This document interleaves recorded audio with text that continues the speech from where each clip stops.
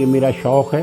मैं कई साल से अपनी पुरानी चीज़ें इकट्ठी करने का मुझे शौक़ है और मैं कलेक्शन भी करता हूँ। और अगर किसी को ज़रूरत हो किसी चीज़ की तो उसका मैं हदिया करके या उसकी पेमेंट लेके बेच भी सकता हूँ। मेरी बिल्डिंग का नाम है उर्दू मंदिर और उर्दू बाज़ार के नाम से मशहूर है। मेरे जो वाली साहब थे ना बेटा, वो भी शायर थे।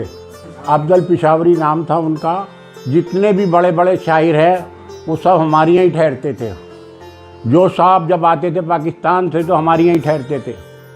ये सारी पुरानी चीज़ें हैं, जैसे कि हांडियाँ और लैंप्स, पुराने मिट्टी के तेल के पंखे, हाथ के पंखे, डेकोरेशन पीसेस, जैसे पेंटिंग हुई, जैसे पुराने पोस्टर हुए, जैसे बहादुर शाह की ज़फ़र की तस्वीर हुई, उस ज़माने की चीज़ें हैं ये।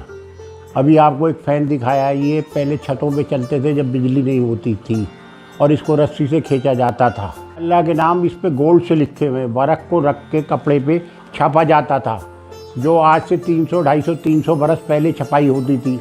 अब उसके कारीगर भी नहीं रहे, ये कपड़ा भी नहीं रहा, ये पंखों का रिवाज भी नहीं रहा।